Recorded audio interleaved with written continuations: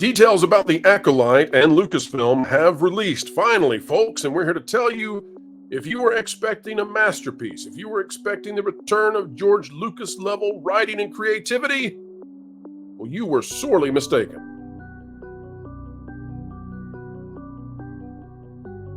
Hello, folks. Welcome back to the Pro Channel. We are having a great time today, even if Star Wars fans are going to be struggling a little bit. We know there's a handful of you still out there, still hanging on to hope. And as we joke about here, there's always a new hope with Star Wars. Jonas J. Campbell, investigative reporter for thatparkplace.com, is with us yet again. Jonas, welcome back. Oh, so good to be here, and so good to be reminded that you can still watch Star Wars if you have it on VHS Laserdisc, but not on 4K. Apparently, they haven't released that one. There's that other movie, A New Hope, that's only on 4K legally. Right. Well, folks, we are going to talk about Leslie Headland and that sizzle reel that she has coming out this June, now with a release date, and details are coming out about the Acolyte. We also want to say, folks, as we get into this topic, just remember that Gina Carano is not the kind of woman that Kathleen Kennedy cares to have in her group over there. But if you are Leslie Headland, if you are the former personal assistant to one Mr. Weinstein, well, come on in. The water is fine. Here's the article. This is by CBR.com, Star Wars, The Acolyte. And it's talking about the plot, which has now leaked. And this is very interesting. Josh Bate is the author, coming out just yesterday. So this one is pretty warm off the presses, folks. New plot details from the next live-action Star Wars show have been revealed ahead of the debut of the first trailer. Shared by Lucasfilm, fans have been given a brief synopsis for the upcoming series, The Acolyte. The synopsis reads as follows. In The Acolyte, an investigation into a shocking crime spree pits a respected Jedi Master against a dangerous warrior from his past. As more clues emerge, they travel down a dark path where sinister forces reveal all is not what it seems. Sounds like they're journeying into the office space of one Mr. Weinstein. No, I kid, folks. This is not taking place in Miramax. This is in a less sinister galaxy. Wait. So ahead, she's Jonas. playing. She is playing a villain for sure. Then at least a villain, if not twins of some kind. So that's what we've heard. That's what we believe is happening, where Miss Steinberg is going to, or Stenberg is going to be playing essentially the Parent Trap in Star Wars. She'll be the good guy. She'll be the bad guy. The good girl, the bad girl. It's like Steve Urkel and Merkel, right? Well, at least they're really deviating from the idea that there's one good twin and one bad twin. That Star Wars hasn't done that to death. No. And of course, they're also, I support at least this one thing about it, Jonas, and that is that if you're going to reuse the good twin, bad twin trope that Star Wars is known for, at least you cut down on expenses by casting the same person in both roles. Let's just get Mike Myers. Let's do the whole movie. Just, if we did Mike Myers and Eddie Murphy, they could play every part in the next Star Wars film. And you know what? I don't think there would be a single cost to quality at all. I think that I actually would be more interested in that than I would be in the Acolyte. But to each their own.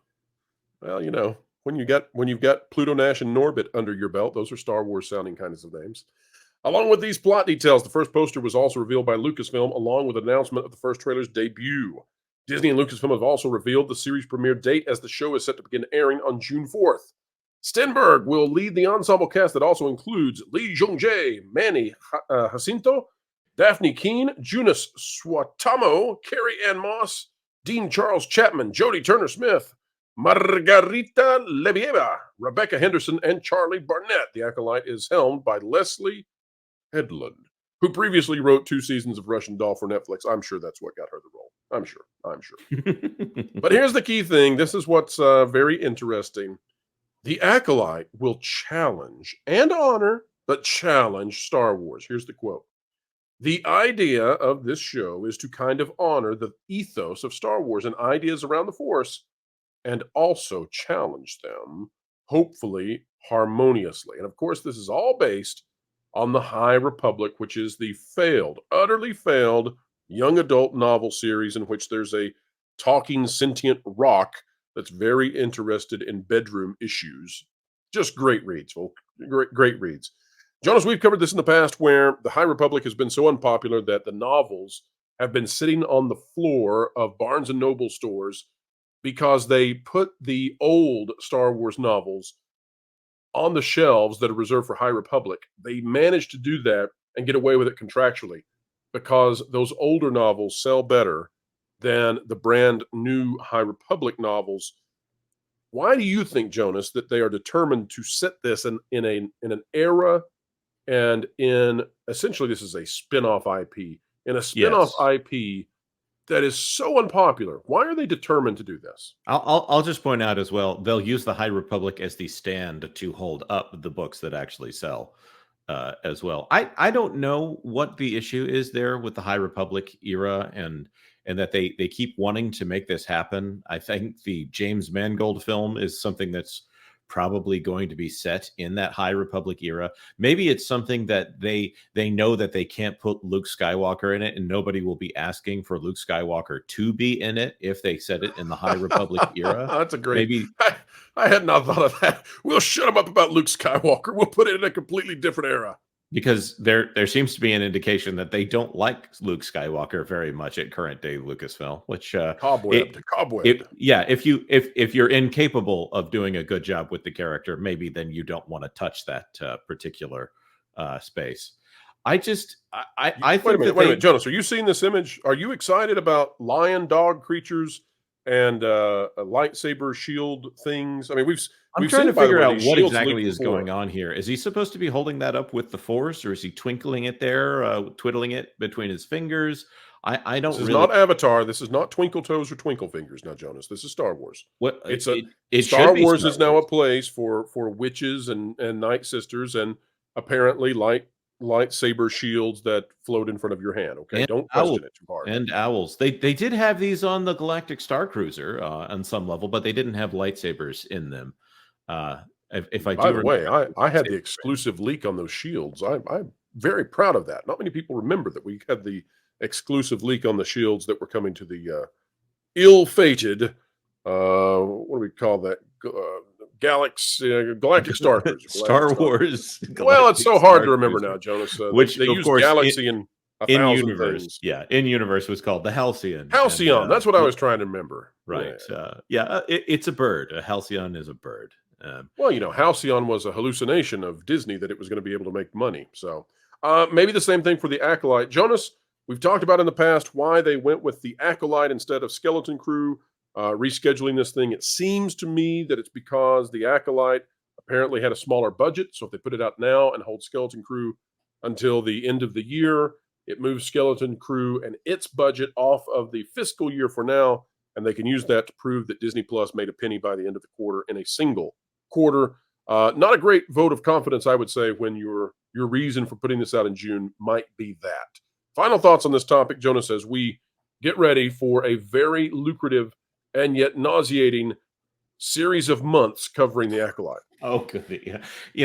I think the truth of this is going to be that I don't think anyone is going to watch The Acolyte, and if it weren't for all of these channels that are going to be commenting on it, I think Disney needs to thank their lucky stars that we are all talking about The Acolyte, because I don't know anyone who is actually positively interested in this film. There are a few fan sites here or there that make money on commenting on Star Wars and would still like access from to the Lucasfilm people. Gotta say, we don't have access to the Lucasfilm people. This is I, I think about that bright and hopeful idea of Luke Skywalker looking off into the binary sunset and the amazing John Williams score. And you don't have that John Williams score anymore. You can rent pieces of it, I suppose, if they want But to you do now have a tape it. non-binary sunset. Yes, Pro, you got a gift. You got a gift. You don't have Luke Skywalker, and you don't have hope. So, and of course, according to that poster that they just put out with the bloody lightsaber, I don't think they have hope. So, I don't either, and I know that there are many YouTubers out there, many sites out there that we know we're going to cover the Acolyte. We also know that it's going to make a lot of money for those who cover it, not Disney, and yet it still is painful to even think about having to cover it. It's like going to the dentist, I guess. It's like It's like winning a swimming pool, but it's filled with gruel. You got to swim in it. It's nice to have, but the gruel sucks. And this will be a grueling endeavor having to go through this, review it, and all of that. But folks, we will do it because as painful as it might be, we will review The Acolyte. We will watch it in full. And who knows? There's a 1% chance it's good, but there's a 100% chance it's coming from people who are not. So there you go. All right, folks, like, share, subscribe, click it, stick it to the algorithms, it's the notification bell, and drop a comment down below. Let us know your thoughts. Jonas, what do you got coming up on That Park Place, the YouTube channel?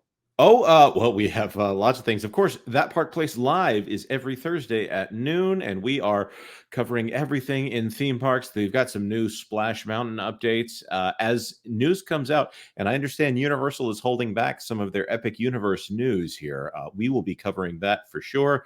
And of course, we always like to dig into all of those little financial back and forths between Nelson Peltz and Bob Iger that just keep coming. And so you want to make sure you stay tuned to That Park Place for all that news that should be fun. That's right. Universal, if you're watching this, any folks out there in the media departments, marketing departments, highly recommend that you hold on to Epic Universe announcements until just before and just after Tiana's Bayou Adventure opens. The comparison will be wondrous, and I cannot wait for it. Jonas, I also want to congratulate you. You put out recently a video, an exclusive about DreamWorks and what's going on there with the downsizing of the studio and what might be coming in the future. Excellent job, and folks should definitely go check out That Park Place, the YouTube channel, to find that exclusive content. All Yes, right, sir. folks, we have come to the end yet again. Another video of excellence in the can, but more is on the way. 10:30 a.m., 3:30 p.m., and 7:30 p.m. Eastern each and every single day. Folks, wherever you are and whatever you're doing, keep learning, keep growing, and keep having fun.